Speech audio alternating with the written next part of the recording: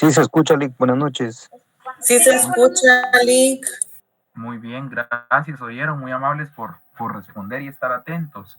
Agradezco mucho la puntualidad de cada uno de ustedes, compañeros, porque, pues como saben, es importante que vayamos abarcando contenido y que pues vayamos avanzando con todo lo que tenemos pendiente, en virtud a que ya estamos cada vez más próximos a las siguientes fechas de los exámenes parciales, ¿verdad? Como ustedes sabrán.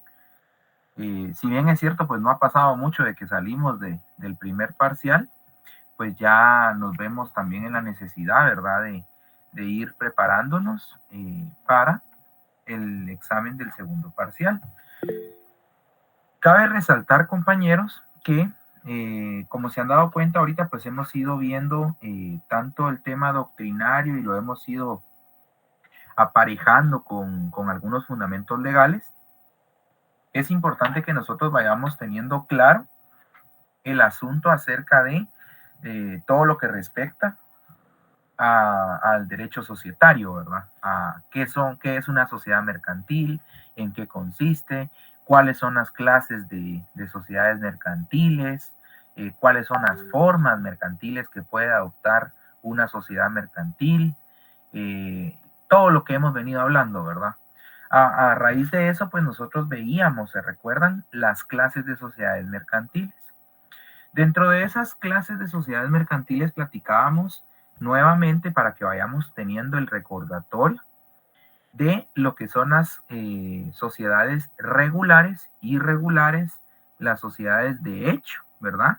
Las sociedades extranjeras. Y también vimos a manera de aclaración las sociedades con un fin ilícito, ¿verdad? De acuerdo a lo regulado en el artículo 222, 223, 224 y propiamente lo regulado en el artículo 10 del Código de Comercio, que es donde se regula las formas mercantiles que puede adoptar una sociedad mercantil que es considerada como una sociedad regular, ¿sí? Entonces, dentro de estas sociedades regulares, nosotros platicábamos, ¿se recuerdan? Que existe específicamente sociedades comunes, pero también existen sociedades especiales. Hacíamos la diferenciación entre que las sociedades comunes van a tener un objeto variado, puede constituirse bajo cualquiera de las 6 formas mercantiles que regula el artículo 10. Asimismo, hablamos también de que pues, se rige propiamente por lo establecido en el Código de Comercio, ¿verdad? Y aunado a esto, mencionábamos también de que las sociedades especiales van a tener un objeto en específico o un objeto especial, ¿verdad? También se va a regir principalmente por la ley de la materia, ¿verdad? O la ley especial. Y aunado a esto, pues el objeto, como les decía, va a ser especial o específico, pero la forma mercantil que puede adoptar una sociedad especial es únicamente bajo la forma de la sociedad anónima, ¿verdad? Haciendo un breve repaso de lo que hemos estado viendo. Dentro de las sociedades comunes, entonces, ¿verdad? Tenemos lo que son las sociedades capitalistas y las sociedades personalistas. Anteriormente estuvimos hablando acerca de lo que era una sociedad de tipo personalista, platicamos acerca de este tipo de sociedades en donde pues el elemento personal van a ser los socios, el capital va a estar representado por aportaciones, ¿verdad? Donde el órgano supremo de toma de decisiones va a ser la Junta General de Socios, ¿se recuerdan? Aunado a eso, pues también veíamos nosotros que se va a identificar a través de una razón social, ¿sí? Por otro lado, nosotros veíamos también, pues, qué es la razón social, cómo está configurada o cómo es que se conforma una razón social. Estuvimos viendo el artículo 61, el artículo 69, si no estoy mal. Estuvimos hablando un poco acerca de cómo se identificaba la sociedad colectiva, la sociedad en comandita simple, etcétera, ¿verdad? A manera de ejemplo como tal. Y posterior a ello estuvimos viendo también las clases de socios, Porque como estamos viendo la sociedad de tipo personalista, sabemos que el elemento personal va a ser el socio. Vimos en su momento que las clases de socio van a ser el socio industrial o el socio capitalista, ¿verdad? Específicamente, en este caso platicábamos quién era el socio industrial, quién era el socio capitalista, ¿verdad? Cómo diferenciar a un socio industrial de un empleado de la sociedad como tal. Vimos también las clases de aportaciones, ¿se recuerdan? Que son aportaciones dinerarias y aportaciones no dinerarias. Y por ende, también entramos a ver el órgano supremo de las sociedades de tipo personalista, que es básicamente la junta, ¿verdad? La junta de socios, en donde la junta de socios va a ser ese órgano máximo de toma de decisiones dentro de una sociedad de tipo personalista. Y por último vimos las clases de juntas que hay, ¿sí? Dentro de una sociedad de tipo personalista, que en este caso van a ser las juntas generales o juntas totalitarias. Vimos en su momento, ¿verdad? Que las juntas generales pues van a ser aquellas juntas que van a consistir en esa reunión de los socios, ¿verdad? Que conforman una sociedad mercantil, en donde existe una previa convocatoria con una citación personal y por escrito. Hablamos de que esa citación se tiene que hacer con por lo menos 48 horas de anticipación a la celebración de la junta, ¿verdad? Es decir, tiene un plazo mínimo para poder hacer la citación a los socios. También hablamos acerca que se tiene que mencionar en esa citación o en esa convocatoria el objeto de la junta y que se tiene que pues explicar o se tiene que hacer mención de cuáles van a ser los asuntos que se van a entrar a conocer y a deliberar en esa junta de socios como tal. Vimos también, compañeros, las características de una junta totalitaria de socios, ¿sí? Hacíamos la aclaración de que esta junta totalitaria adquiere ese nombre cuando existe la reunión de todos los socios presentes en dicha junta, ¿sí? O, en su defecto, de que todos los socios se encuentran debidamente representados, ¿se recuerdan?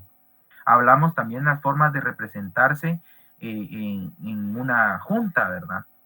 En este caso platicábamos acerca, específicamente atendiendo a lo regulado en el Código de Comercio, de que salvo lo dispuesto en la escritura social, todos los socios se pueden hacer representar por medio de otra persona, ¿verdad?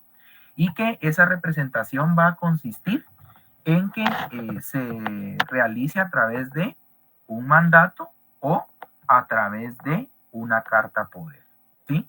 Pero haciendo la salvedad, ¿verdad, compañeros? De que principalmente o en un primer momento tenemos que atender nosotros a lo que está normado o a lo que está regulado en la escritura social. Si la escritura social me establece que se pueden hacer representar de una forma o de otra, a eso es a lo que nosotros tenemos que atender, ¿sí? Independientemente de lo que diga el Código de Comercio, porque siempre va a primar o siempre va a priorizarse lo que esté establecido en la escritura constitutiva o escritura social, ¿sí? Entonces hacíamos esa diferenciación y recapitulando, decíamos de que la junta totalitaria consistía en aquella junta donde los socios se reunían y se tenían que satisfacer o se tenían que cumplir ciertos requisitos. Y esos requisitos eran de que la junta totalitaria no era necesaria o no existía una convocatoria previa, ¿sí? No existe una convocatoria previa. Además de eso, tienen que estar reunidos todos los socios o en su defecto estar debidamente representados todos los socios. Y por otro lado, todos los socios deben estar de acuerdo en que la junta de socios se celebre en esa calidad, es decir, en esa calidad de junta totalitaria de socios, ¿sí? Y por último, la agenda de los asuntos que se tengan que entrar a conocer y a deliberar en esa junta totalitaria tiene que ser aprobada por unanimidad, ¿sí? Tiene que ser aprobada por todos los socios, ¿verdad? Entonces eso consistió básicamente, pues lo que estuvimos abordando. Quise hacer el breve resumen porque es de importancia de que ustedes lo manejen y lo repasen, compañeros, ¿sí? ¿Hay alguna duda hasta el momento?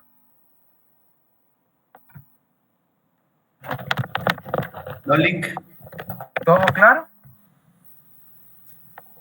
Pues sí, Lick. Sí, Lick. Muy bien, yo quiero que estén seguros, compañeros, porque ya el día del examen, eso es algo que ustedes se van a dar cuenta. Yo ese día voy a tener un vacío legal ahí que no me voy a recordar de nada, ¿verdad? Entonces sí es importante que cualquier duda que tengan ahorita No sea maldito. la puedan plantear, ¿verdad? Porque realmente en este primer examen yo fui bastante benévolo, fui bastante permisivo y todo, pero sí me interesa y como les decía yo, les externaba mi preocupación porque como ustedes se podrán dar cuenta, las notas ya están publicadas, ¿verdad? Y la gran mayoría me sacó un promedio de la mitad del punteo del examen, ¿verdad? Hay algunos compañeros que excepcionalmente pues lograron alcanzar una nota mayor a los 22 puntos, 23 puntos, que a mi forma de ver, acorde a lo que hemos estado viendo, a como hemos explicado y demás, sí es de mi interés de que ustedes tengan claridad de los temas, ¿verdad? Porque no quiero que se malacostumbren a que en el examen pues van a ir a resolver o van a ir a ver qué sale del examen, ¿me entienden? Sino realmente quiero que ustedes lleguen con la certeza, lleguen con esa seguridad de yo sé los temas y no importa lo que el IC me pregunte, yo voy a analizarlo y sé que lo voy a poder responder adecuadamente, ¿verdad? Porque algo que sí también quiero yo fomentar en ustedes, y yo sé que pues al final de cuentas es mi labor, ¿verdad? Ustedes, es de que ustedes generen esa habilidad crítica, esa habilidad de análisis, esa habilidad donde ustedes puedan cuestionarse, ¿verdad? ¿Cuál es el planteamiento que se les hace en los exámenes parciales? Y entonces analizarlo de tal manera que ustedes puedan encuadrar todo el conocimiento que hemos estado abordando, ¿verdad? Ya sea que ustedes lo hayan adquirido en la clase o que lo sepan también por la experiencia que pudieran tener y demás. Pero como les digo, sí es de mi interés de que ustedes salgan bien pulidos de esta clase porque es la clase base para los siguientes mercantiles. Yo sé que parece como un cliché o parece algo reiterativo, pero sí es, mi interés es ese, ¿verdad? Es un interés genuino donde quiero que ustedes realmente aprendan, ¿sí? Que ustedes lleguen al privado y digan, ah, lo que el IC nos explicó me está sirviendo de base para repasar y entonces afrontar el privado ya de una manera un poquito más amigable, ¿me entienden? Entonces, continuando y habiendo dicho esto, compañeros, vamos a continuar con la clase, ¿verdad? Ya abordamos entonces las clases de juntas, que recuérdense que las juntas de socios o juntas generales de socios son el órgano máximo de una sociedad de tipo personalista. Ahora bien, vamos a entrar entonces en materia en cuanto a las sociedades de tipo capitalista, ¿sí? Así que vayamos anotando, prestemos atención y cualquier duda que vayan teniendo, pues en efecto podemos irla solventando en la marcha de la clase. Entonces, sociedades de tipo capitalista, ¿sí? Las sociedades de tipo capitalista son aquellas sociedades mercantiles, ¿sí? En donde los accionistas, ¿sí?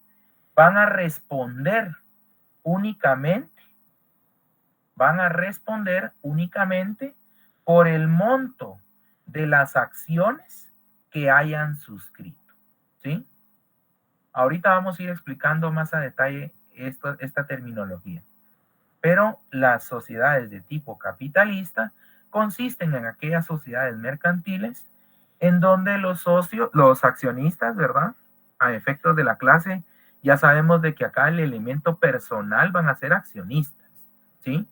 Entonces, donde los accionistas responden únicamente por el monto de las acciones que hayan suscrito en la sociedad, ¿sí? Las particularidades o características de una sociedad capitalista son las siguientes. Y vamos a pasar ese famoso checklist, ¿verdad? En cuanto al elemento personal de las sociedades capitalistas, ¿quiénes van a ser, compañeros? Los accionistas. Los accionistas, correcto. Muy bien, Gabriela, y muy bien, Paulo. Son los accionistas, ¿sí? Entonces, el capital, ¿cómo va a estar representado? ¿Sí? Se recuerdan que en las personalistas están representado el capital por medio de aportaciones, ¿sí? Acá el capital se encuentra dividido y representado por acciones, ¿sí? El capital dentro de una sociedad de tipo capitalista se encuentra dividido y representado por medio de acciones, ¿sí? Vayámonos entonces al otro elemento. ¿Cuál creen ustedes que es el órgano supremo de toma de decisiones de una sociedad de tipo capitalista? Si en la personalista decíamos que era la junta, acá ¿cuál creen ustedes que es? Es la asamblea, ¿no? Es La asamblea general de... correcto. Es la asamblea, es la, si lo decimos en la terminología completa es la asamblea general de Accionistas. accionistas, correcto. ¿Sí? Es la asamblea general de accionistas. Recordémonos, compañeros, que para efectos académicos de la clase y demás, vamos a hacer esa separación, ¿sí? De que en las sociedades de tipo capitalista vamos a manejar el término de accionistas, ¿sí? Entonces, si el órgano supremo es la Asamblea General de Accionistas, ¿verdad? Ahora preguntémonos, ¿cómo se va a identificar la sociedad capitalista? Y ahorita en un momento le doy la palabra a Jacqueline. Pero ¿cómo se va a representar, cómo se va a identificar una sociedad capitalista? Decíamos de que en una personalista se identifica a través de una razón social, ¿se recuerdan? En este caso, las capitalistas se identifican, Ángel, adelante. No es denominación social. Exacto, a través de una denominación social, ¿sí? A través de una denominación social, ¿verdad? Entonces, así es como se identifican las sociedades capitalistas. Adelante, Jacqueline, por favor. Ya, mi duda es entonces, cuando son sociedades capitalistas, se le nombran accionistas y Ajá, socios, al elemento personal se le denomina accionista. y en socios es al personalista. Es en las sociedades personalistas. Como les digo, miren, hago la aclaración nuevamente, ¿sí? Para efectos de una respuesta, digamos, generalizada, todos, a la hora de la hora, todos son socios, ¿sí? Todos son socios porque forman parte de una sociedad, ¿verdad? Pero, en efecto, la terminología legal hace alusión a que en las sociedades de tipo personalista, ¿verdad? Son considerados como socios. Por eso es de que la denominación del órgano supremo de una sociedad personalista es la Junta General de Socios, ¿sí? En cambio, si ustedes se van al Código de Comercio, se van a dar cuenta en el apartado, por ejemplo, de la sociedad anónima, que yo les he dicho que por excelencia la sociedad anónima es una sociedad de tipo capitalista. Y entonces se van a dar cuenta que la terminología que se aplica es accionistas, ¿verdad? Que en esencia siempre siguen siendo socios, ¿verdad?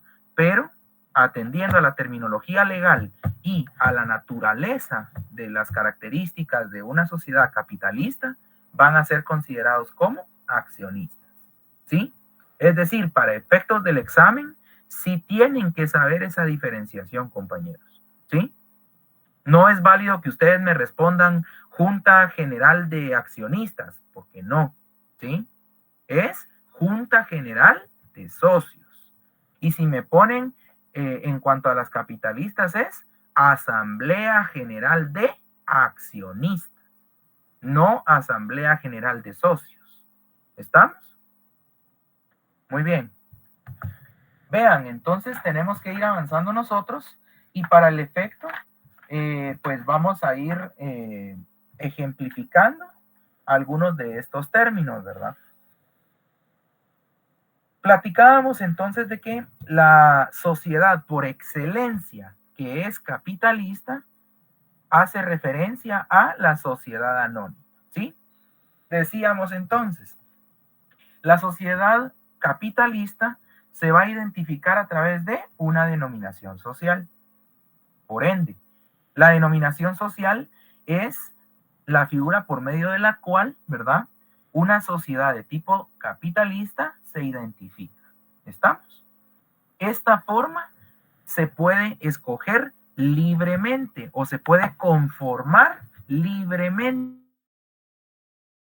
¿sí? Pero siempre se tiene que hacer referencia a la actividad social principal. Es decir, yo les ponía el ejemplo a ustedes, ¿sí? Si yo voy a conformar una sociedad anónima, ¿verdad? Por darles el ejemplo, y yo me voy a dedicar a la construcción, normalmente va a hacerse referencia del objeto social principal en la denominación social de la sociedad. Por ejemplo, constructora Millennial Sociedad Anónima o constructora Los Guajitos Sociedad Anónima, ¿me entienden? Siempre yo voy a saber que va a ser una constructora porque estoy dedicándome, o sea, estoy enfocando en la denominación social rasgos de el objeto social principal o la actividad social principal. Si me voy a dedicar a la venta de casas, ¿verdad? Y de compra de terrenos o venta de terrenos y demás, le llamaríamos Inmobiliaria Santa Ana Sociedad Anónima, ¿verdad? Entonces ya sabemos nosotros que la inmobiliaria se dedica obviamente a la compra y venta de bienes raíces, ¿sí? Entonces, a eso es a lo que quiero llegar, compañeros, ¿sí? Si es algo de medicina, es la Corporación Médica, ¿qué les digo? Corporación Médica Técnico Profesional Sociedad Anónima, ¿verdad? Entonces, vamos resguardando o haciendo referencia a la actividad social principal. ¿Dónde encontramos regulado esto nosotros? Lo vamos a encontrar regulado específicamente en el artículo 80, por darles un ejemplo, ¿sí? Vamos a tomar nuevamente como un ejemplo, ¿verdad? El artículo 80 de una denominación social. Acá nos indica razón o denominación social, ¿sí? La sociedad girará bajo una denominación o bajo una razón social. Estamos hablando específicamente del caso de una sociedad de responsabilidad limitada.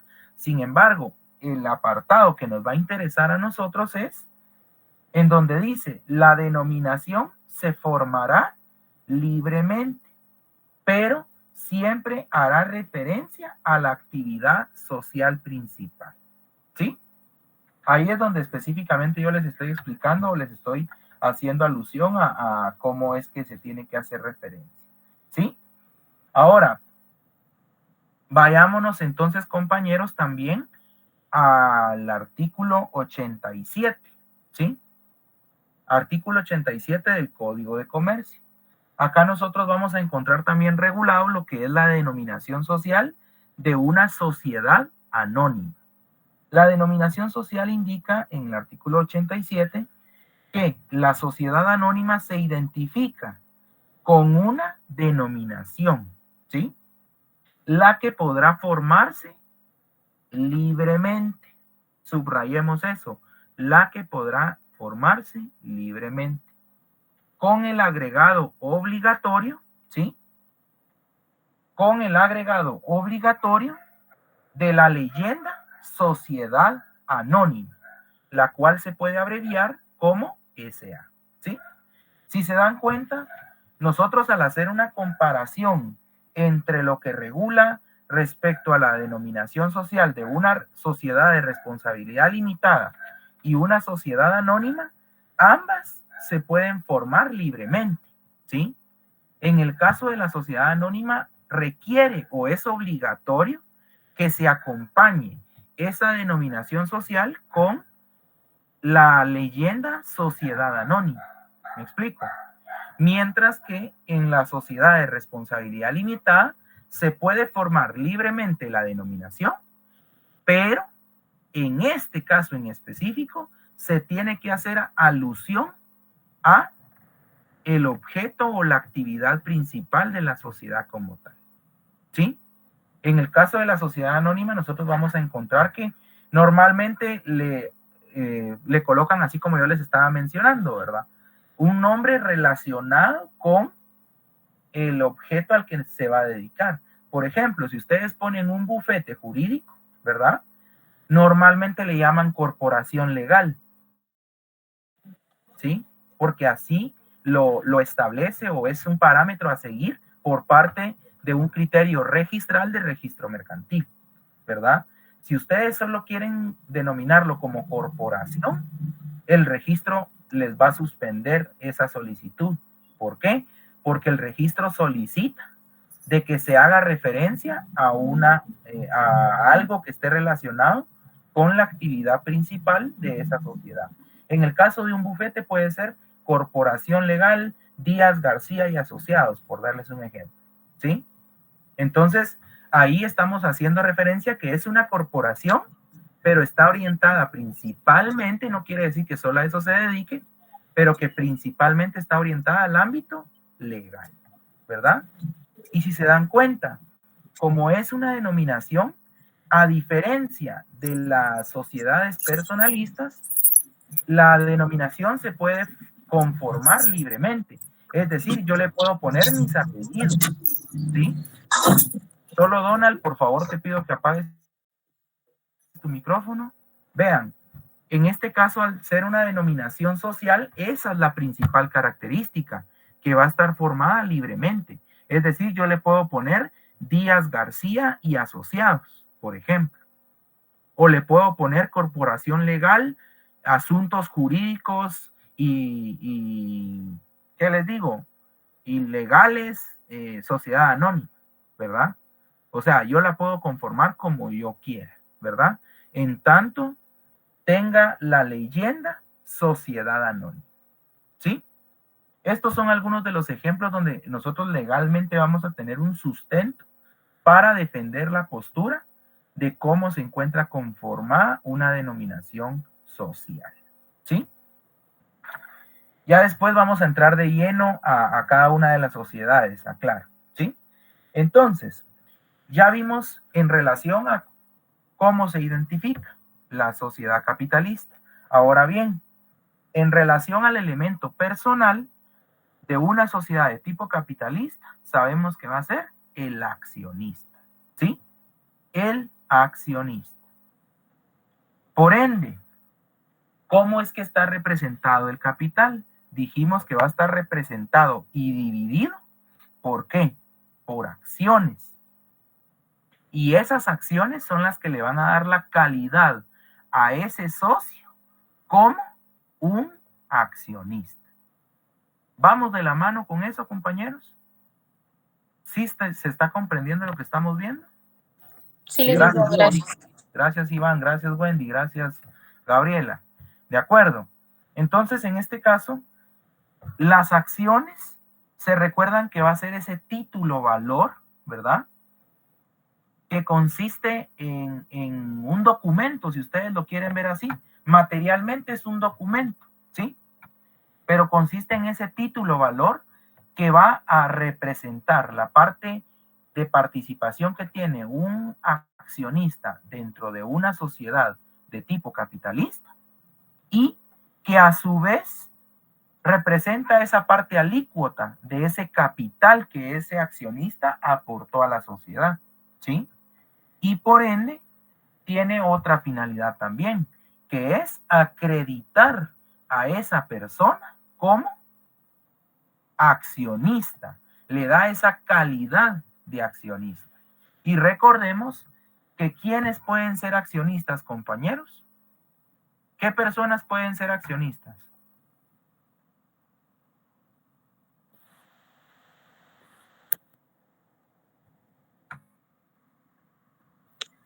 Personas individuales o jurídicas. Exacto, Ángel. Pueden ser personas individuales, así como ustedes y yo, ¿verdad? O pueden ser personas jurídicas.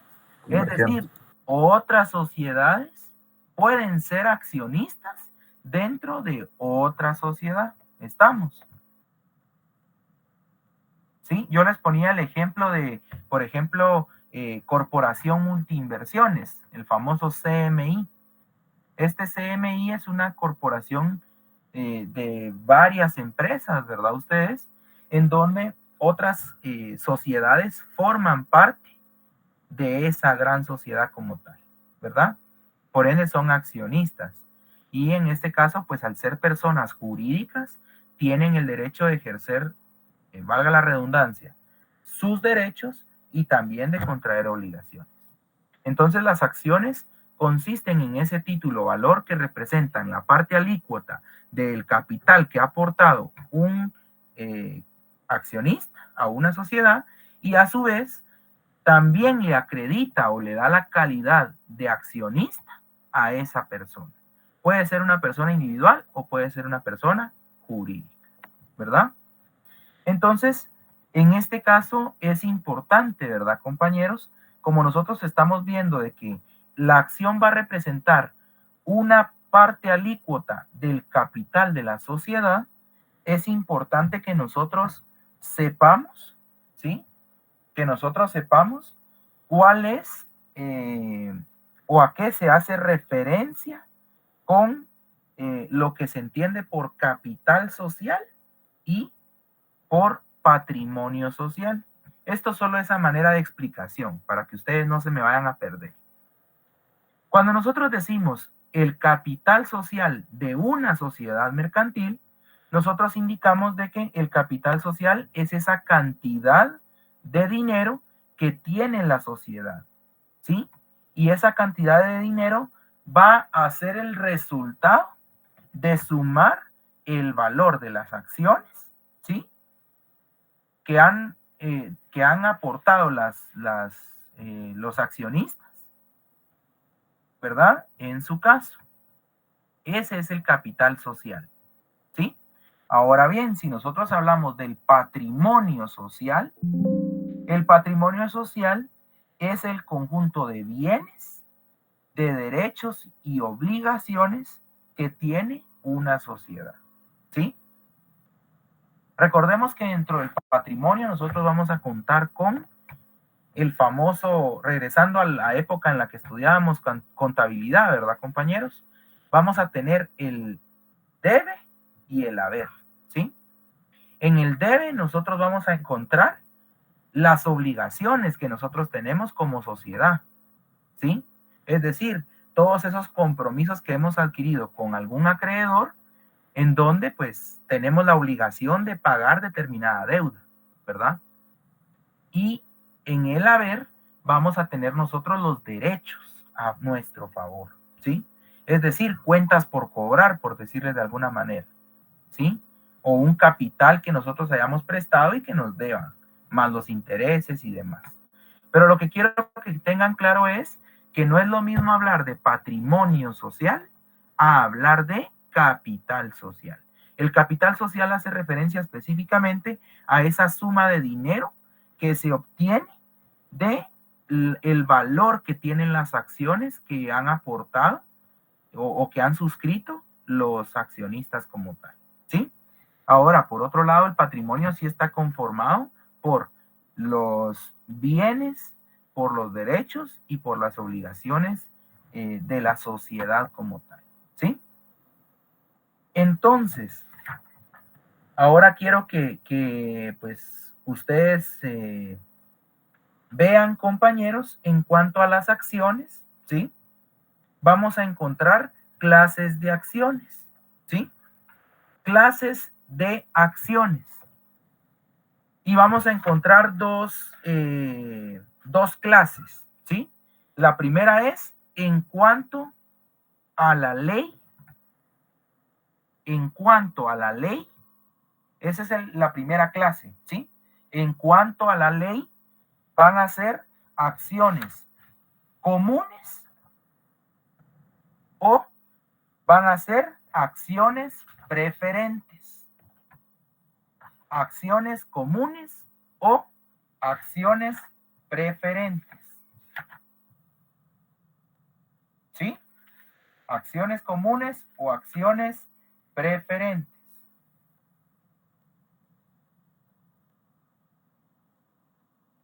Acciones comunes o acciones preferentes. Muy bien. Dentro de las acciones comunes vamos a tener... bueno, antes de, para que no se me vayan a confundir. Estamos hablando de las clases de acciones, ¿sí? Clases de acciones. Las clases de acciones se dividen en dos. De acuerdo a la ley, ¿sí? Y de acuerdo a la forma de pago. De acuerdo a la ley y de acuerdo a la forma de pago. Esas son las dos clases de acciones. Ahora bien, en cuanto a la ley, estas se dividen también en dos. ¿Sí? En cuanto a la ley, se dividen en dos. Y estas son acciones comunes y acciones privilegiadas o preferentes. Acciones comunes o acciones privilegiadas o preferentes. ¿Estamos ahí? Clases de acciones tenemos en cuanto a la ley o por su forma de pago. Atendiendo a la primera clasificación, que es en cuanto a la ley, estas se dividen en acciones comunes, una, ¿verdad? Y la otra es en acciones privilegiadas o preferentes. Luego, atendiendo a la forma de pago, ¿sí? Las acciones pueden ser acciones liberadas o acciones no liberadas. ¿Sí? Repito, atendiendo a la forma de pago, las acciones pueden ser acciones liberadas o acciones no liberadas. ¿Vamos ahí, compañeros? Sí, Lick. De acuerdo. Sí. Las comunes también reciben otro nombre, por si lo quieren apuntar. Las comunes reciben el nombre de ordinarias. Es decir, pueden ser ordinarias o comunes y las otras son privilegiadas o preferentes. Si atendemos a la primera clasificación, que es de acuerdo a la ley, ¿sí? Si atendemos de acuerdo a la forma de pago, ya sabemos que pueden ser acciones liberadas o acciones no liberadas. Ahora ya teniendo esa estructura, vamos a ir desarrollando en qué consiste cada una de ellas. Dentro de las acciones en cuanto a la ley, como su nombre lo dice, son las que están reguladas por la legislación como tal, ¿sí? Entonces, las acciones comunes, apunten ahí, compañeros, son aquellas acciones de una sociedad, ¿sí? Son aquellas acciones, las acciones ordinarias o comunes, son aquellas acciones de una sociedad que confieren iguales derechos e igual valor, ¿sí? Confieren al accionista igual derecho e igual valor, o iguales derechos e igual valor, ¿sí? Esas son las acciones ordinarias o comunes. Ahora, las acciones preferentes o privilegiadas son aquellas acciones que tienen derechos especiales, ¿sí? Son aquellas acciones que tienen derechos especiales o preferenciales. Son aquellas acciones que tienen derechos especiales o preferenciales entre los accionistas, ¿verdad, compañeros? ¿Sí? Son aquellas acciones entonces que confieren a los accionistas derechos especiales o preferenciales. Ahora ustedes se preguntan respecto a qué. Y ahí es donde viene la clave. Se conceden derechos especiales o derechos preferenciales en relación al pago de sus capitales, ¿sí? En caso de liquidación de la sociedad o en caso de el pago de las utilidades o los dividendos, ¿sí? Repito, las acciones preferentes o privilegiadas son aquellas acciones que dentro de una sociedad mercantil, ¿verdad? En este caso de tipo capitalista, van a conferirle a los accionistas derechos especiales o preferentes en relación al pago de los capitales, en el caso de que se esté liquidando la sociedad, ¿sí? O en relación al pago de las utilidades o los dividendos de las que se han generado en la sociedad mercantil. ¿Qué quiere decir esto? Les pongo un ejemplo. Si nosotros como sociedad acordamos en la escritura social de que van a existir o se van a poder suscribir acciones privilegiadas o acciones preferentes, vamos a indicar cuál va a ser el valor de estas acciones, ¿verdad? Y además de eso, va a tener aparejado el derecho, esa acción, va a tener aparejado un derecho especial o preferente en relación a las demás acciones, ¿sí? Y, por ende, esos accionistas que posean esas acciones preferentes van a tener derecho que al momento en que se repartan las utilidades, ¿sí? Al momento en que se repartan las ganancias, pues, ellos van a tener el derecho preferente de que sea primero a ellos a quienes se les pague los dividendos o las utilidades. O en su defecto, cuando ya la sociedad se esté liquidando, es decir, va a desaparecer, cuando ya la sociedad se esté liquidando, entonces ellos van a tener derecho a recuperar primero su capital aportado. ¿Estamos? A eso hace alusión las acciones preferentes o privilegiadas. Ahora bien, entra también la otra clase, que son de acuerdo a la forma de pago. Dijimos que hay acciones liberadas y acciones no liberadas. Las acciones liberadas son aquellas acciones que están total e íntegramente pagadas por los accionistas. Es decir, se pagaron al contado, se pagaron de un solo, ¿sí? Las acciones liberadas son aquellas acciones que están total e íntegramente pagadas. ¿Por quiénes? Por los accionistas, ¿sí? Ahora ustedes se imaginarán cuáles son las no liberadas. Las no liberadas son aquellas acciones que se pagan por abonos, ¿sí? Por cuotas, pero se pagan por abonos y en ese sentido no se le puede extender la acción de una vez al accionista, sino que se le extiende, pongan atención, se le extiende un certificado provisional, ¿sí? Lo que se extiende es un certificado provisional. Repito, acciones liberadas son aquellas acciones que han sido pagadas total e íntegramente, ¿sí? Y por ende, pues le extienden la acción al accionista interesado. Sin embargo, las acciones no liberadas son aquellas que se pagan por abonos y en este caso se conocen o se le hace entrega al accionista que está pagando por abonos un certificado provisional. ¿Sí?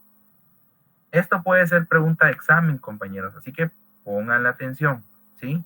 ¿Qué es lo que se le entrega cuando un accionista paga por abonos su aporte o su capital? Es un certificado provisional. ¿Sí? A eso es a lo que vamos, compañeros, en cuanto al certificado provisional. Y ya vimos, pues, cuáles son las clases de acciones. ¿Sí? Entonces, solo para que tengan ustedes claridad, para la próxima clase vamos a entrar a ver este tema más detenido. Pero si ustedes quieren ver el fundamento legal de las acciones, tienen que remitirse al artículo 99, ¿sí? En adelante. Ahí se habla todo acerca de las acciones como tal, ¿sí? Desde el artículo 99, específicamente hasta el artículo 131, ¿sí? Artículo 99 hasta el artículo 131, ¿sí? Así que para la próxima clase esto les queda de tarea para que ustedes puedan leerlo, compañeros. Pero específicamente vamos a entrar a ver lo que son las acciones y demás. Ahorita lo que me interesa es que ustedes tengan claridad de a qué hacemos referencia con las acciones, cuáles son las clases de acciones, que son de acuerdo a la ley o de acuerdo a la forma de pago. Si hablamos de acuerdo a la ley, recalcamos que hay acciones privilegiadas o preferentes y también hay acciones ordinarias o comunes. Y si vemos de acuerdo a la forma de pago, hablamos de que existen acciones liberadas o acciones no liberadas. ¿Sí? En el caso de las liberadas son aquellas que están total e íntegramente pagadas por el accionista. Y en el caso de las no liberadas son aquellas que no están pagadas en su totalidad. Es decir, se están pagando por abonos. Por ende, lo que se le extiende al accionista es un certificado provisional. ¿Estamos claros en eso? Sí. Cuando ¿Sí? ya están pagadas, entonces es la acción en sí. ¿Perdone? Cuando ya están pagadas es la acción en sí. Ahí me perdí, perdón. Cuando ya están pagadas totalmente, es una acción liberada, ¿sí? Una Ok, ahí acción está. liberada, ¿sí? Ok, gracias. Obviamente al documento en sí, materialmente se le llama acción, ¿verdad, compañero? Pero doctrinariamente se le conoce como una acción liberada. ¿Por qué? Está libre de todo compromiso, pues, es decir, ya la pagaste completamente, ¿sí?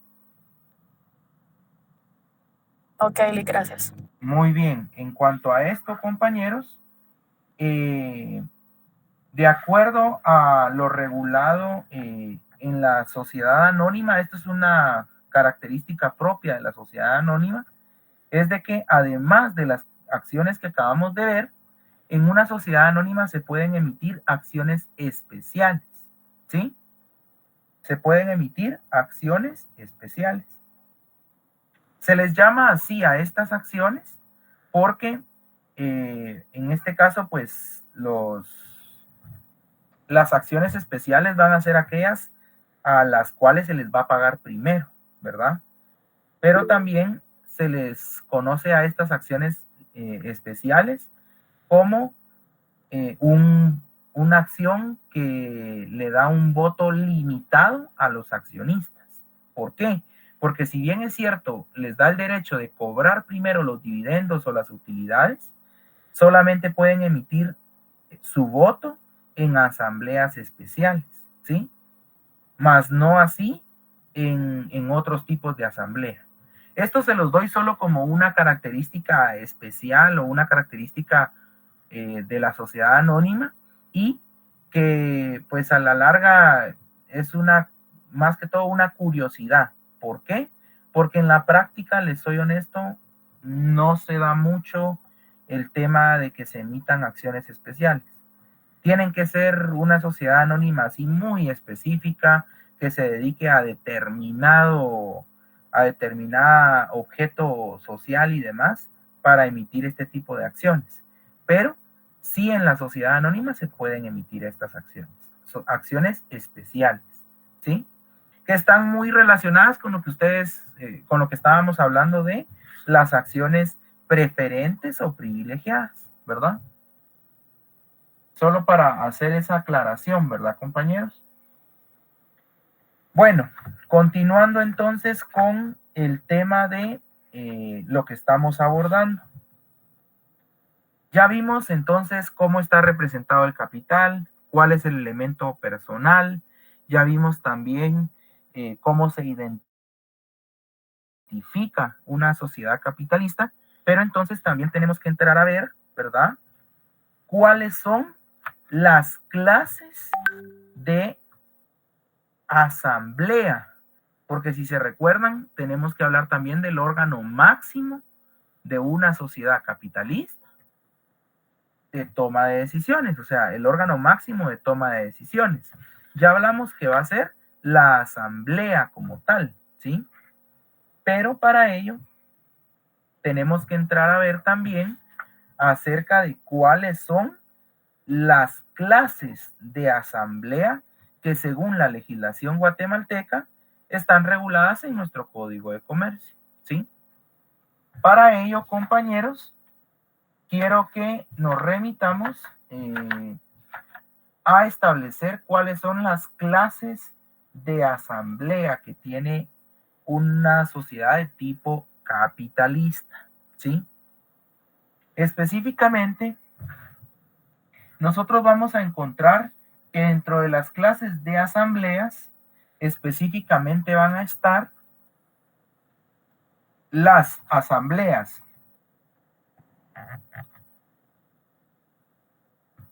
generales, ¿sí? Y las asambleas totalitarias. Estamos. Las asambleas generales y las asambleas totalitarias. Esto es al igual que las juntas, ¿se recuerdan? Están las juntas generales de socios, acá están las asambleas generales de accionistas. En el otro lado están las juntas totalitarias de socios, acá están las asambleas totalitarias de accionistas.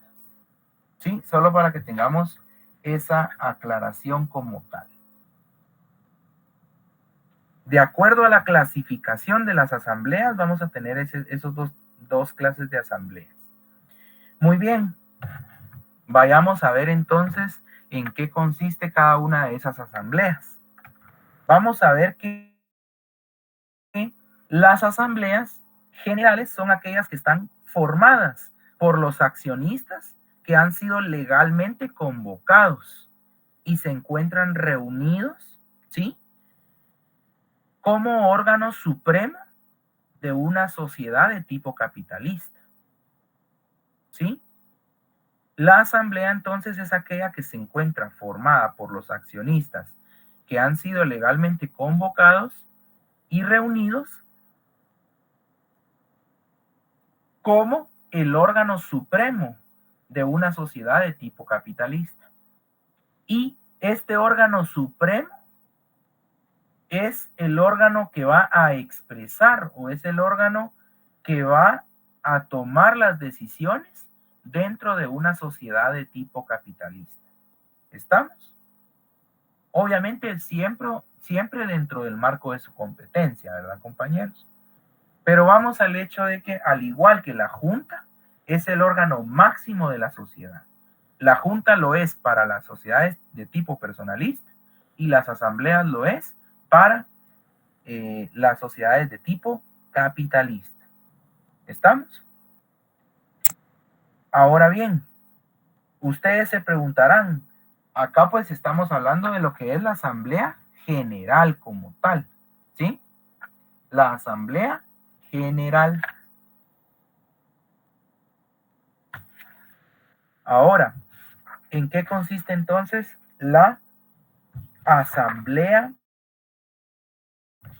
totalitaria? ¿En qué consiste la asamblea totalitaria? La asamblea totalitaria, ¿sí?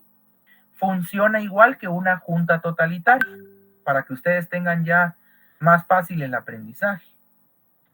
Ya que, al igual que la junta totalitaria, la asamblea totalitaria tiene que cumplir o tiene que reunir o tiene que concurrir o se tienen que observar los siguientes requisitos, ¿sí? La asamblea totalitaria, al igual que la junta, no va a tener convocatoria previa, ¿sí? No va a tener convocatoria previa. En cambio, la asamblea general sí va a tener una convocatoria previa por escrito, ¿se recuerdan? Al igual que la junta general. En este caso, la asamblea totalitaria también tienen que verificar de que se encuentren reunidos todos los accionistas, ¿sí? O en su defecto, tienen que estar debidamente representados todos los accionistas, ¿sí? Ya vimos todo el tema de la representación, se maneja de la misma manera. Ahora bien, en cuanto a la asamblea totalitaria, todos los accionistas, al igual que la junta totalitaria, tienen que estar de acuerdo en celebrar la asamblea totalitaria, ¿sí? Todos los accionistas tienen que estar de acuerdo. Con un accionista que no esté de acuerdo, no se puede celebrar una asamblea totalitaria. Lo mismo es en el caso de la junta totalitaria. Ahora bien, la agenda, ¿cómo creen ustedes que tiene que estar aprobada la agenda en la asamblea totalitaria? Los escucho. Unánime. Tiene que ser, María José, de forma unánime, ¿sí? Tiene que estar aprobada por unanimidad, es decir, todos los socios que se encuentren presentes o todos los socios que se encuentren debidamente representados tienen que aprobar la agenda unánimemente, ¿sí? Entonces, si se dan cuenta, los requisitos para una asamblea o una junta totalitaria son los mismos, ¿verdad? Entonces es de saber bien cuáles son esos requisitos. Si se dan cuenta, son prácticamente 4 requisitos principales. Primero, no existe convocatoria, no hay convocatoria previa. Segundo, deben estar reunidos todos los accionistas o todos los socios, o en su defecto, estar debidamente representados todos los accionistas o todos los socios. Aunado a eso, todos los socios deben de estar de acuerdo en que se celebre la junta totalitaria o todos los accionistas deben estar de acuerdo en que se celebre la asamblea de accionistas totalitaria. Y por último, la agenda en ambos casos tiene que estar aprobada por unanimidad. Adelante, Ingrid. Buenas noches. Una pregunta, ¿en dónde están reguladas estas clases de asamblea? Porque en el artículo 133 dice que son ordinarias y extraordinarias. ¿Es lo Sí. mismo o no? Sí, tiene que ver con lo mismo, pero eso es propiamente para la asamblea, la sociedad anónima. Como les digo, ahorita estamos viendo el ámbito general, ¿sí? Estamos viendo como la teoría que también se va a ver reflejada en el código, me explico. Pero todavía no hemos entrado a hablar acerca de lo que regula el código al respecto. Por eso les decía yo que les queda de tarea, por ejemplo, en el caso de las acciones, leer del artículo 99 al 131. ¿Por qué? Porque ahí se regulan las acciones, cuáles son los títulos de acciones, cuáles son las clases de acciones, y va regulando cómo se emiten las acciones, etcétera, etcétera, etcétera. Y también menciona otras clases de acciones, ¿verdad? Las nominativas, las al portador o a la orden, pero todavía no vamos a entrar a eso porque eso es propiamente cuando entremos a analizar la sociedad anónima como tal, ¿sí? Lo mismo es en el caso de las asambleas. Ahorita les estoy explicando en general cuál es el órgano supremo para las sociedades capitalistas y para las sociedades personalistas. ¿Estamos? Sí. Gracias. Cuando ya entremos a la sociedad anónima, ya vamos a entrar a ver lo que regula el artículo 133. Pero de entradita, ustedes se pueden ir empapando ya acerca de lo que regula el código, ¿verdad? Como les digo, yo voy tratando de llevarlos gradualmente para que no se me vayan a aturdir y para que ustedes vayan teniendo la estructura cognitiva, digámoslo así, de cómo ir ordenando cada conocimiento que vamos entrando a ver con cada clase, ¿verdad? Pero sí, posteriormente vamos a ver estos, Ingrid, ¿oíste? Y son, ahí sí que son fundamentales que nosotros las sepamos, ¿oíste? Entonces, te agradezco por la observación porque al final de cuentas sí es algo fundamental. Vamos a entrar a ver esas clases o esos tipos de asamblea, ¿verdad? Pero lo vamos a hacer en su momento. Ahorita vamos despacio, vamos aprendiendo primero lo básico, lo general, para ya después ir a lo específico. ¿Estamos? Muy bien. Entonces, continuando, ¿sí? Hablábamos de la asamblea totalitaria. En este caso, compañeros, también existen en el caso de las sociedades de tipo capitalista, asambleas especiales. Así como yo les decía que existen las acciones especiales, también existen las asambleas especiales, ¿sí?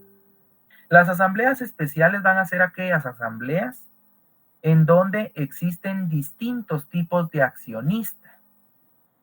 Es decir, van a haber acciones comunes u ordinarias y por otro lado van a haber acciones preferentes o privilegiadas, ¿se recuerdan? O especiales, ¿verdad? ¿Sí? Van a haber acciones entonces comunes, pero también van a haber accionistas que tienen acciones preferentes. Entonces, por eso va a tener la calidad de ser una asamblea especial, en donde se tiene que aprobar debidamente cada aspecto que se entre a deliberar o se entre a conocer en este tipo de asamblea. No quiero entrar en como que de lleno en este tema porque, como les digo, son raras las asambleas que se celebran en calidad de asamblea especial. Sin embargo, para que exista una asamblea especial, es requisito que previamente se haya convocado a una asamblea general, ¿sí? O sea, vamos a convocar a una asamblea general, nos vamos a reunir y en ese momento nosotros vamos a decidir que la asamblea general se convierta en una asamblea especial. Regularmente pasa lo mismo con las asambleas totalitarias.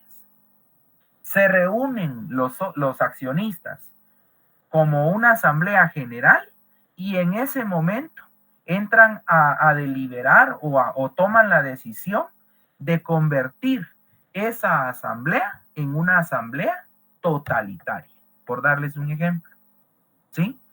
Pero para el efecto se tienen que verificar cada uno de los requisitos, ¿verdad? Que no haya una convocatoria previa, que, bueno, se puede hacer sin convocatoria previa, a eso quiero llegar. Tienen que estar reunidos todos los socios o tienen que estar debidamente representados todos los socios, en este caso los accionistas, ¿verdad? También todos los accionistas deben estar de acuerdo en que se celebre esa asamblea como una asamblea totalitaria y por ende que la agenda sea aprobada por unanimidad.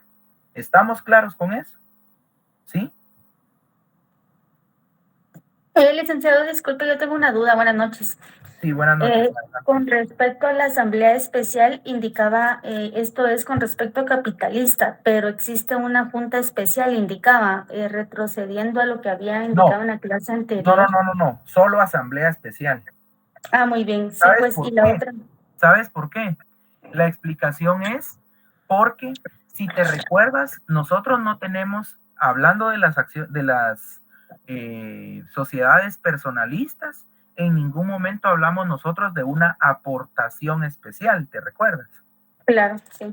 Sino que en cambio en las sociedades capitalistas hablamos de las acciones. Y dentro de las clases de acciones nosotros hablamos de que existen acciones comunes u ordinarias, ¿verdad? Y existen, por otro lado, acciones preferentes, privilegiadas o especiales. Y entonces, como existen esas acciones, está contemplado por la ley. Entonces, puede que se dé en la práctica. Yo les digo que no es muy común, pero se puede dar. No cabe duda que en algunas sociedades se da. Pero, para efectos de la clase, como te decía, sí existen entonces la posibilidad de que pueda convocarse, o sea, o que se pueda llevar a cabo una asamblea especial. Pero para que exista la asamblea especial, primero tuvo que llevarse a cabo una asamblea general. ¿Sí? O en su defecto la totalitaria. O en su defecto la totalitaria, correcto. Pero en su defecto tal vez no es el término correcto, sino o otra alternativa. Porque recordemos que no es lo mismo la asamblea totalitaria a una asamblea especial. La única característica de que le da la calidad de ser una asamblea especial es porque concurren o existen dos clases de accionistas. Accionistas que tienen en su poder acciones ordinarias o comunes, y existen accionistas que tienen en su poder acciones preferentes, privilegiadas. ¿Sí? Muy bien, gracias, licenciado.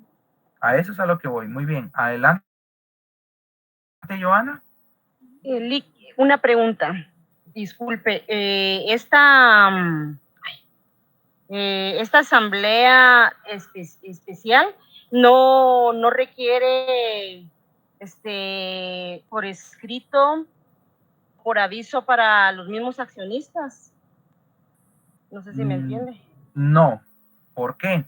Porque como les estoy explicando, un requisito para que se pueda convocar, o sea, para que se pueda llevar a cabo o celebrar una asamblea especial, es de que previamente haya existido una asamblea general. Ahora, yo te pregunto a ti, y para hacer el ejercicio de verificar de que sí vamos en la misma línea todos, yo te pregunto, ¿cuáles son las características de una asamblea general?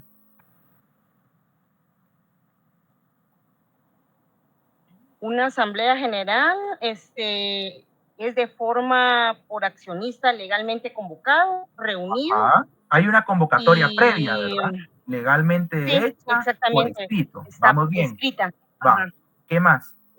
También expresa la voluntad social, o sea, de los socios. El órgano, como es el órgano supremo, es el órgano que va a entrar a conocer X cantidad de asuntos y va a entrar a deliberar, o sea, a tomar decisiones sobre esos asuntos. Vamos bien, ¿sí? Pero ¿cuál otra característica tiene la Asamblea General? La característica, ahí es donde... No, o sea, está bien, vamos bien. O sea, la Asamblea General es la que expresa la voluntad de la sociedad, es decir, están reunidos todos los accionistas. O, bueno, no todos, pues, pero están reunidos los accionistas que fueron legalmente convocados. Puede que estén todos, muy bien. Si solo llegan algunos, ya tendríamos que entrar a ver el quórum, pero eso es una cuestión que todavía no vamos a entrar a ver, ¿sí? Para no confundirlos, pero estamos hablando de que la asamblea es aquella que se reúne legalmente, como estábamos platicando. Existió una convocatoria previa, ¿sí? Y en ese caso, a los accionistas se les hizo saber cuáles eran los asuntos que se iban a entrar a conocer y cuáles eran los asuntos que se iban a entrar a tomar decisiones. Estamos como un órgano supremo de la sociedad. Entonces, si yo te estoy diciendo que para la celebración de una asamblea especial es requisito que previamente exista una asamblea general, tácitamente estamos hablando o estamos diciendo de que los socios van a estar convocados, pero no con ocasión de la asamblea especial. van a estar convocados previamente con ocasión de la Asamblea General. Y ya estando reunidos en la Asamblea General, es donde vamos a hacer la verificación de cada uno de los accionistas y nos vamos a percatar de que existen presentes o debidamente representados accionistas que tienen acciones ordinarias o comunes, pero también nos encontramos con la sorpresa de que van a estar presentes accionistas que tienen acciones preferentes, privilegiadas o especiales. Entonces, como accionistas reunidos en la Asamblea General, vamos a tomar la decisión si es que uno de los asuntos a tratar tiene que ver con eso. Vamos a tomar la decisión de celebrar la asamblea como una asamblea especial. ¿Estamos? Gracias, Lick. Ahí sí ya. De acuerdo. Vale. Entonces, esas son las clases de asambleas, ¿verdad, compañeros? Ahora yo les voy a entrar a explicar 2 asambleas más y por ahí nos vamos a quedar hoy. Pero sí me interesa que las tengan como esas clases de asambleas que son de conocimiento como general. ¿Me explico? Porque como bien lo decía Ingrid, ya después vamos a entrar a ver las clases de asambleas propiamente de una sociedad anónima, por darles un ejemplo, ¿verdad? Ahora bien, además de la asamblea general, de la asamblea totalitaria, de la posible asamblea especial, también existe una asamblea sucesiva, ¿sí? Doctrinariamente existe lo que es una asamblea sucesiva, pero también está regulada en el Código de Comercio, específicamente en el artículo 151 del Código de Comercio, ¿sí? La asamblea sucesiva, en esencia, nace a la vida cuando se ha fijado una fecha para su celebración, ¿sí? Pero se celebra la asamblea, pero no se termina de conocer todos los asuntos que se querían conocer en esa asamblea. ¿Estamos?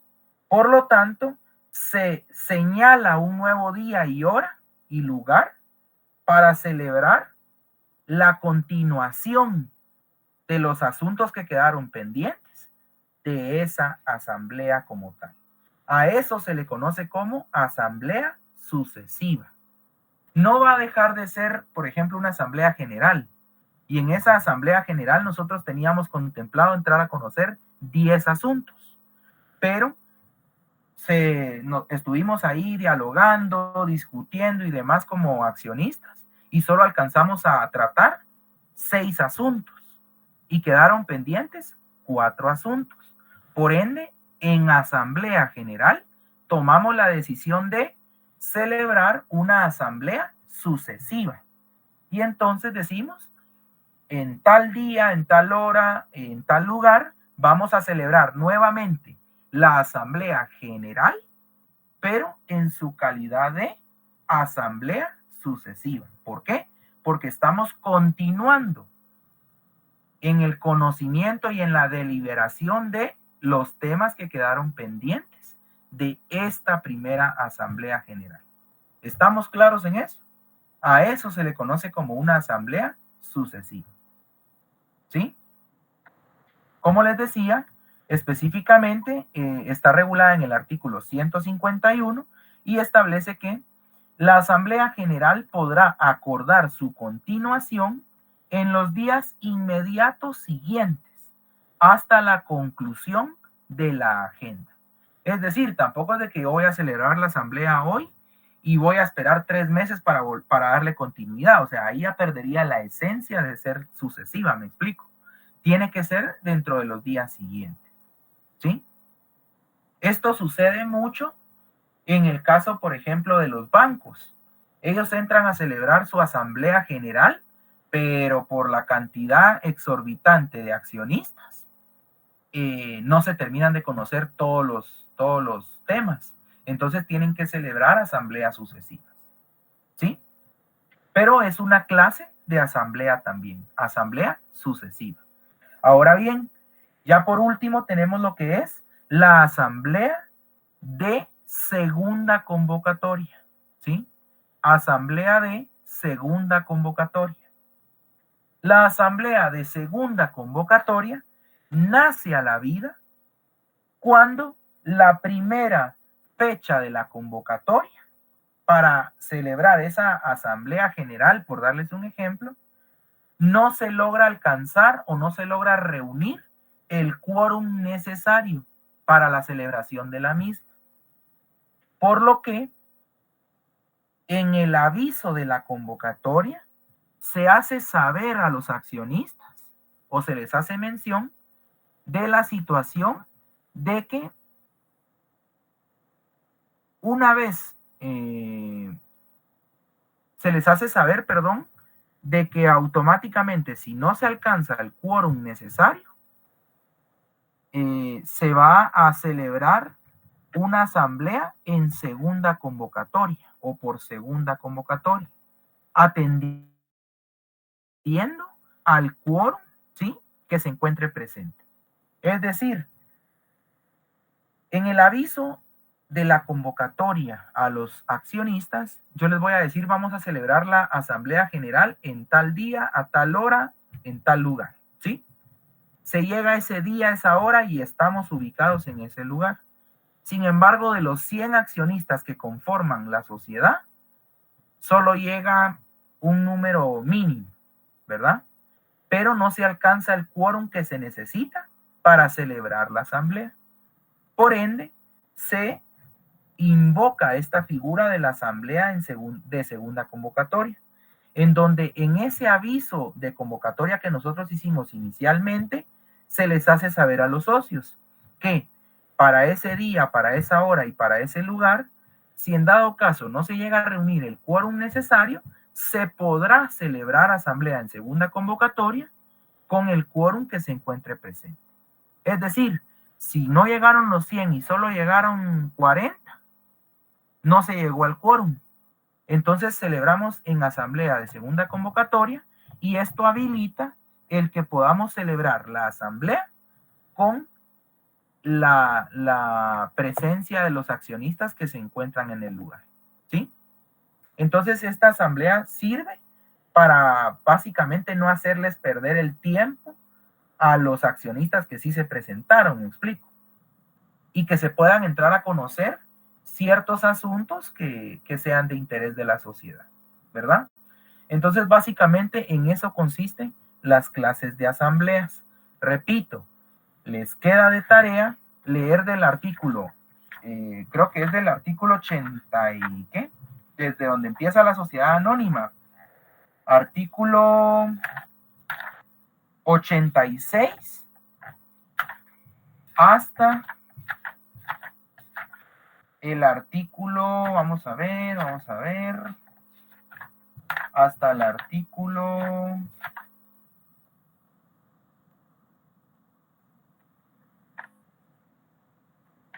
161, ¿sí?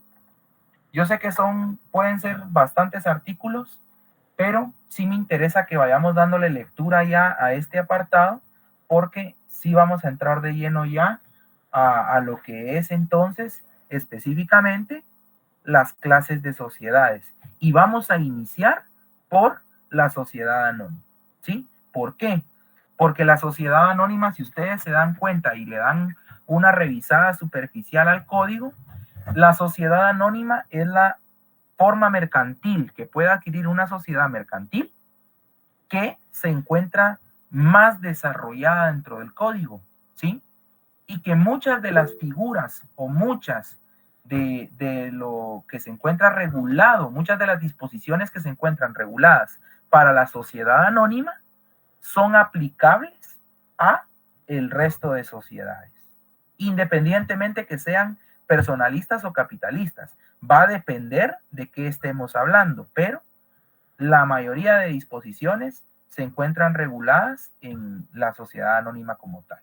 Así que, como bien dicen ahí algunos compañeros, del artículo 86 al 161, por favor, ¿sí? Aprovechemos que tenemos el fin de semana y demás. Yo sé que también es para descansar y todo, pero vayamos dándole lectura al menos unos 20 artículos diarios y van a ver que no lo van a sentir y van a aprovechar el tiempo en cuanto a leerlos detenidamente para irse empapando de lo que regula el Código de Comercio en relación a los temas que vamos a ir abordando en las clases que son venideras. ¿Oyeron? Así que les agradezco muchísimo por su atención, compañeros. De verdad, les deseo lo mejor. Espero que tengan un feliz fin de semana desde ya, ¿verdad? Yo sé que todavía nos falta sacar adelante el viernes, pero desde ya les deseo un feliz fin de semana. Aprovechen el tiempo, por favor. Les deseo lo mejor. Espero que descansen y que tengan una feliz noche. Así que damos por concluida la clase del día de hoy con 130 alumnos conectados hasta el momento y pues éxitos a todos, compañeros. Cualquier cosa estoy para servirles, ¿oyeron? Así que feliz noche. Buenas noches, licenciado. Gracias. Gracias, Lick. Feliz noche. Gracias, licenciado. Bueno, Feliz noche. Gracias, Vic. Feliz noche. Que descansen, feliz noche. Gracias, feliz noche. Hola, licenciado, buenas noches. Buenas noches. Disculpe, viera que no pude llenar asistencia, me tira error. ¿Será que se pueden abocar con el compañero Luis Sáenz, por favor, para solventar ese asunto? Sara Ramos fue quien me habló, ¿verdad? Ok, de acuerdo, Sara, te agradezco mucho, Bueno, ¿viste? Pero gracias, sí me feliz consta que noche. estuviste presente. Bueno, feliz noche.